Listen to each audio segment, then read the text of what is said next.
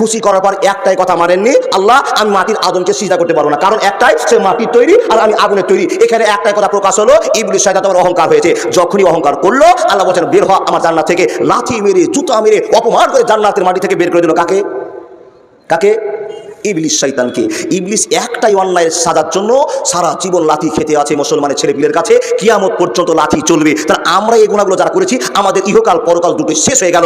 যে অহংকার করেছে তার একই সাজা, দুনিয়া আখিরাত দুটো চলে গিয়েছে। আল্লাহর বান্দা, আমাদের পূর্বে যে অনেক জাতি ছিল, অনেক গোষ্ঠী ছিল, সেই গোষ্ঠীগুলোকে আল্লাহ সমূলে পুঁতে দিয়েছে। কাকে?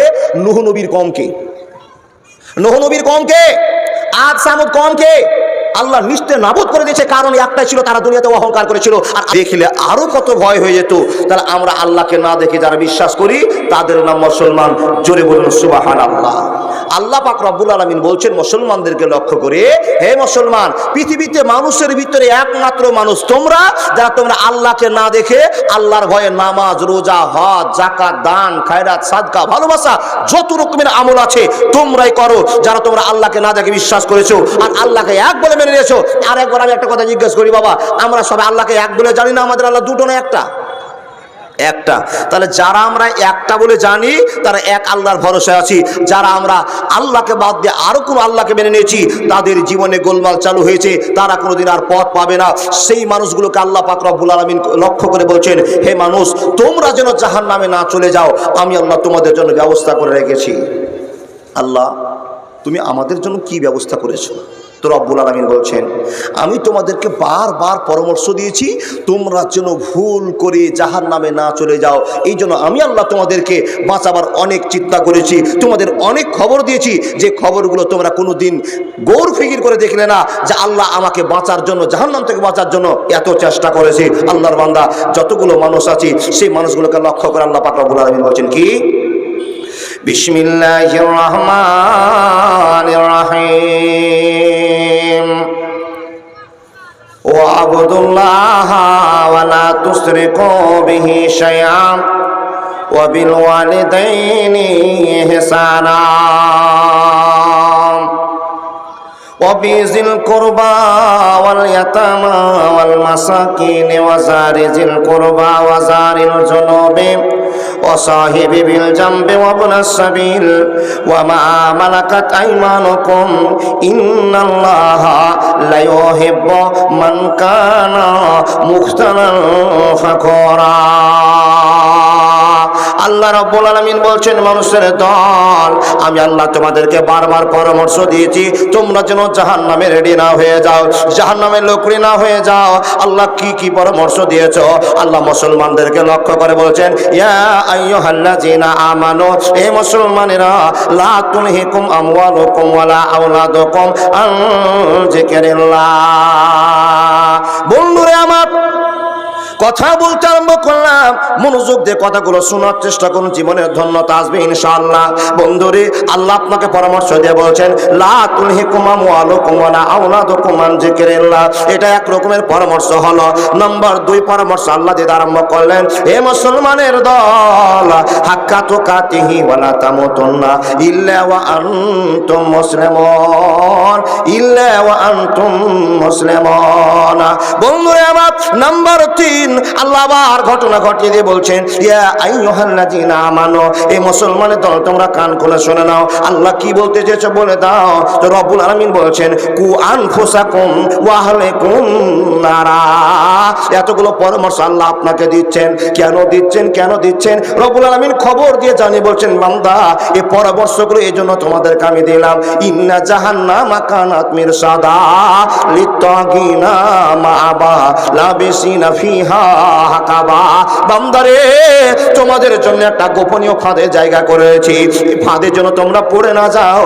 আমি আল্লাহ বাঁচাবার জন্য তোমাদেরকে আমি বারবার পরামর্শ দিয়ে দিয়েছি। একবার জোরে বলুন না সুবহানাল্লাহ। আমায় গাইতে দাও, দয়াল বাধা দিও না, মনের কথা বলতে দাও, জবান বন্ধ করো না। অন্ধকারে রইল যারা, দুই কুল হারাইল তারা। হেদায়াতের আলো দিও, গুমরাহিতে রেখো না, আমায় গাইতে দাও। দয়াল বাধা দিও না, মনের কথা বলতে দাও, জবান বন্ধ করো না। বন্ধু, আমি যে কথাগুলো বলছি স্পষ্ট বুঝতে পারছেন তো? আলহামদুলিল্লাহ। তাহলে আমি আজকে যেই কথাগুলো আপনাকে বলবো, এমন একটা বিষয় বলবো ইনশাআল্লাহুল আজিজ, এই বিষয়টা শুনে আপনার জীবনের কিছু পরিবর্তন আসবে, এই নিয়ত জালসা শুরু করে দিলাম। এবার আপনাকে মেন কথাটা বলতে পারলাম। আল্লাহ আমাদেরকে বারবার পরামর্শ দিয়েছে এই জন্য যেন বান্দারা ভুল করে জাহান্নামে না চলে যায়। আমার যার ভালোবাসা বান্দারা আছে, এরা ভুল করলে জাহান্নামে চলে যাবে, যার জন্য আমি আল্লাহ আগেই আমার বান্দাকে সতর্ক করেছি। একবার জোরে বলুন লিল্লাহি তাকবীর। আল্লাহ, তুমি আমাদের এত ভালোবাসো যে তুমি আমাদেরকে আগেই সতর্ক করে দিয়েছো যেন আমরা জাহান্নামে না চলে যাই। আল্লাহ কিসে কিসে সতর্ক করেছো বলে বারবার অনেক রকমের পরামর্শ দিয়েছি। তার মধ্যে গুনাহ থেকে তোমাদের বাঁচার জন্য আমি আল্লাহ খবর দিয়েছি। আমরা যতগুলো মানুষ বসে আছি, একটা গুনাহ আমাদের যারাই সচরাচর হয়ে যায়, এমনিতে হয়ে যায়, সে গুনাহটার নাম হলো অহংকার। কি বললাম? একটু জোরে বলুন না। অহংকার। একটা লোক হাত দেখে বলতে পারবেন মাওলানা আমি জীবনে কোনোদিন অহংকার করিনি? পারবেন না। অহংকারটা কোন দিক থেকে কিভাবে হয়ে যায় মানুষই জানতে পারেন না, বুঝতেই পারেন না অহংকার হয়ে গেছে। তাহলে অহংকার একটা গুনাহ আমরা জানলাম। 120খানা কাবিরা গুনাহ আছে, তার ভিতরে একটা মর্মান্তিক গুনার নাম হলো অহংকার। জোরে বলুন নাউজুবিল্লাহ। এই গুনাহটা আমরা জীবনে করব না। বলে মাওলানা এই গুনাহ যে আমাদের এমনিতে হয়ে যায়, কি করে হয়ে যায় একটু বলুন না। এক্ষুনি বলছি আপনাদেরকে, আল্লাহর বান্দা, তাহলে গুনাহ মানুষের দ্বারাই হয়ে যায়, এটা হওয়া সম্ভব, কিন্তু আমরা অহংকারের মতন গুনাহটা আর করব না। আজকে যদি শুনতে পাই মাওলানা কি করে আমাদের গুনাহটা হয়ে যায়, বিশেষ করে 4টা থেকে 5টা কারণ আপনাকে বলে যাব আমাদের ভিতরে এমনিতে অহংকারগুলো হয়ে যায়। কি গো ভাই? দেখেন, যাদের টাকা বেশি তাদের অহংকারও বেশি, যাদের শক্তি বেশি তাদের অহংকারও বেশি। শক্তি কিসের দিলাম? নিজের শক্তি নয়, বংশীয় শক্তি। ও আল্লাহর বান্দা, যাদের শক্তি বেশি তারা অহংকার করে বেশি। তারা কারা? গ্রামে বসবাস করে, কোন লোকের সঙ্গে ঝামেলা হয়েছে, গ্রামের মানুষ বসবাস করতে গিয়ে ঝামেলা জনিত হয়, দেখেন বাবা হয়। তো এই ঝামেলা যখন হয়ে যাবে তখন সে হুঙ্কার মেরে একটা কথা বলবে, আমার বংশে কতটা লাঠি আছে তুই জানিস? তুই আমাকে চোখ রাঙিয়ে কথা বলছিস? যদি একবার আমি ফোন দিয়ে দিই তুই জানিস তোর কি অবস্থা হবে। এরকম হুমকি আপনাদের এলাকার লোক দেয় না? দেয় গো। সোজা ফোন লাগিয়ে বলবো, আমি এমএলএর ভাতিজা, আমি মেম্বারের ভাতিজা, তুই আমাকে চিনিস? আচ্ছা, এরকম অহংকার শক্তির করে না, তাই তো? করে, জি করে। দেখেন, তাহলে নাম্বার 2 চলে গেল। নাম্বার 3, মানুষেরা ইলিমের অহংকার করে, জ্ঞানের অহংকার করে, নিজের চোখে দেখতে পাচ্ছেন এগুলো। নাম্বার 4, মানুষেরা রূপের অহংকার করে। কে করে? মানুষেরা। ওগুলোকে ছেলে এবং মেয়ে। আপনি দেখে নেন, আপনাদের এলাকায় জালসা হচ্ছে আলহামদুলিল্লাহ, কিন্তু আপনাদের এলাকার ছেলেরা এত ভদ্র যে ওই ছেলেগুলো, আপনাদের এলাকার ছেলেগুলো ওই জিন্সের প্যান্ট, যে প্যান্টটা 17 জায়গাতে কুকুরে ছিঁড়ে খেয়ে নিয়েছে, ওই প্যান্টগুলো পরে না। পরে দেখেন, আল্লাহকে সুন্দর করেছে, তারপর একটা প্যান্ট পরেছে, ডান দিকে বাম দিকে তাকাচ্ছে আমাকে হিরো লাগছে কিনা। ওই মেয়েটাকে দেখেন, যেই মেয়েটাকে আল্লাহ সুন্দর বানিয়েছে, সে এমন ঝাকাস একটা পোশাক পরেছে, মনে মনে ভাবছে যে আমার এলাকার লোক সব আমার দিকে তাকাক, তার একটা আকর্ষণ আছে। যাদেরকে আল্লাহ সুন্দর করেছে তারা রূপের অহংকার করে।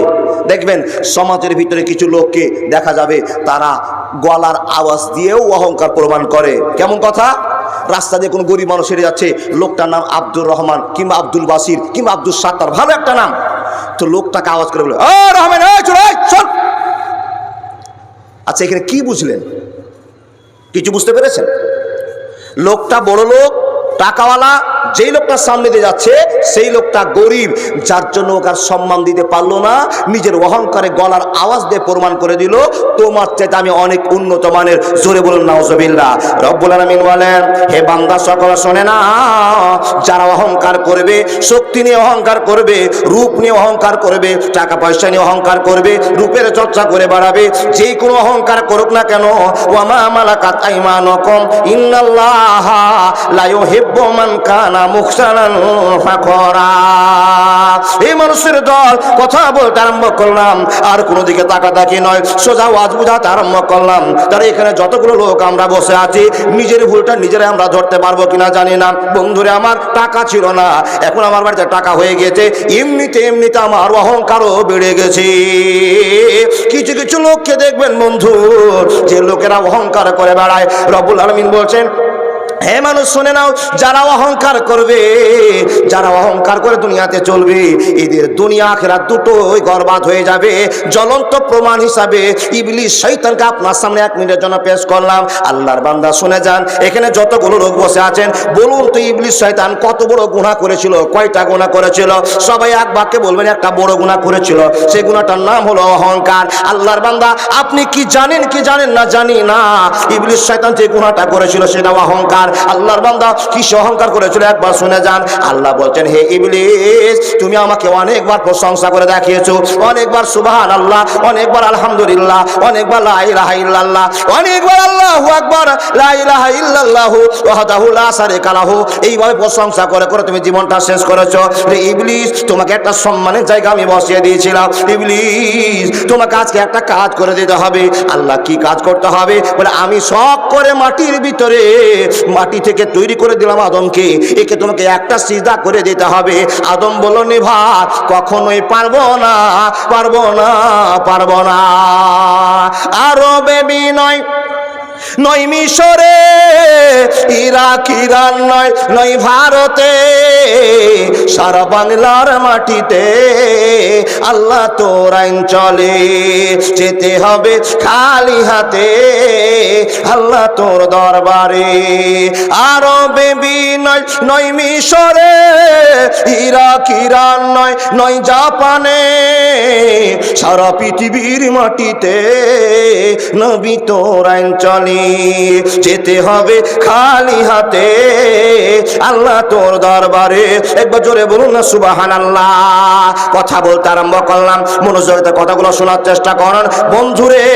আমরা যারা জালসা শোনার জন্য অপেক্ষা করে বসে আছি, এই লোকগুলো আমরা কোনোদিন গুনাহ কেউ করিনি। যদি আপনারা এরকম সচল মানুষ বসে থাকেন, আল্লাহর বান্দা বসে আছেন, তো হাত দেখে বলেন, মাওলানা আমি কোনোদিন গুনাহ করিনি। এই গুনাহ কি করে যে হয়ে যায়, টেরই পাবেন না গুনাহ হয়ে গেছে আল্লাহর বান্দা। তাহলে এই গুনার সাজার কথা আপনাকে বলে দিয়ে গেলাম। ইবলিস শয়তান এত নামাজ, রোজা, হজ, যাকাত, তাসবিহ, তাহলিল আল্লাহকে এত খুশি করেছিলেন, খুশি করার পর একটাই কথা মানেননি, আল্লাহ আমি মাটির আদমকে সিজদা করতে পারবো না। কারণ একটাই, সে মাটির তৈরি আর আমি আগুনের তৈরি। এখানে একটাই কথা প্রকাশ হলো, ইবলিস শয়তান তোমার অহংকার হয়েছে। যখনই অহংকার করলো, আল্লাহ বলছেন, বের হ আমার জান্নাত থেকে। লাথি মেরে, জুতা মেরে, অপমান করে জান্নাতের মাটি থেকে বের করে দিল। কাকে? কাকে? ইবলিস শয়তানকে। ইবলিস একটাই অন্যায়ের সাজার জন্য সারা জীবন লাথি খেতে আছে মুসলমানের ছেলেপিলের কাছে, কিয়ামত পর্যন্ত লাথি চলবে। তাহলে আমরা এই গুনাহগুলো যারা করেছি, আমাদের ইহকাল পরকাল দুটোই শেষ হয়ে গেল। যে অহংকার করেছে তার একই সাজা, দুনিয়া আখিরাত দুটোই চলে গিয়েছে। আল্লাহর বান্দা, আমাদের পূর্বে যে অনেক জাতি ছিল, অনেক গোষ্ঠী ছিল, সেই গোষ্ঠীগুলোকে আল্লাহ সমূলে পুঁতে দিয়েছে। কাকে? নূহ নবীর কওমকে। নূহ নবীর কওমকে, আদ সামুদ কওমকে আল্লাহ নিস্তে নাবুদ করে দিয়েছে। কারণ একটাই ছিল, তারা দুনিয়াতে অহংকার করেছিল। আর আল্লাহ বলছেন, ওয়া মা মালাকাত আইমানুকুম ইন্নাল্লাহা লা ইউহিব্বু মান কানা মুখতালান ফাকরা। অহংকার করবে না, করবে না, করবে না। হে মানুষের দল, অহংকার কেমন করে আসে, অহংকার কেমন করে হয়ে যায়? আল্লাহর বান্দা ভালো করে আপনি শুনে যান। স্ট্যাটাস দেখাতে গিয়ে অহংকার হয়ে যায়। মানুষ রে, একটা সুন্দর আপনি মোটর সাইকেল নিয়েছেন, আর এমন একটা প্যান্ট পরেছেন, রাস্তায় আপনাকে দেখাতে হবে, আপনাকে যেন লোক টাকাওয়ালা মনে করে, আপনাকে যেন হ্যাভি মানুষ মনে করে, এই জন্য একটা আরটিআর মোটর সাইকেল নিয়েছেন। আর বন্ধু, এমন ভাবে আপনি সিদ্ধান্ত করে প্যান্ট পরেছেন, আর মাত্র একটা গিট যদি নিচে নেমে যায়, আপনার প্যান্ট খুলে মাটিতে পড়ে যাবে। মোটর সাইকেল চালাচ্ছেন, টাকা পকেটে 20,000 টাকার বান্ডিল একটা আছে, একটা পয়সা ছিল না, দিল্লি খেটে খেটে খেটে খেটে টাকা হয়ে গেছে পকেটে। এখন কাউকে আপনার সম্মান দিতে মনে হয়, আপনি নিজেই এখন হেড মতো মানুষ মনে করেছেন, আপনি পৃথিবীর শ্রেষ্ঠ মানুষ মনে করেছেন। মুলবি, মাওলানা, কারি, হাফেজ বক্তার সামনে দাঁড়িয়ে আছে, কিছু দেখা দেখি নাই, বাম হাতে সিগারেট ধরে একবারে মুলবি সাহেবের মুখে ছেড়ে দিচ্ছে। বাবা, আপনাদের এলাকায় এগুলো হয় না, তাই তো? পয়সা কামাই ছিল না, বিদেশ থেকে কামাই করে নিয়ে এসছে। বাপকে বলেছে আব্বা একটা মোটরসাইকেল কিনে দাও, আরটিআর মোটরসাইকেল দিয়েছে। আল্লাহর বান্দা মোটরসাইকেলে উঠেছে, কিচ্ছু দেখছে না, ধুলা উড়িয়ে নিয়ে রোডকে কাঁপিয়ে চলতে শুরু করেছে। বুঝে নিতে হবে এর কাছে অহংকার আছে। এর একটাই সাজা, দুনিয়া আখেরাত দুটোই বরবাদ হয়ে যাবে। দেখেন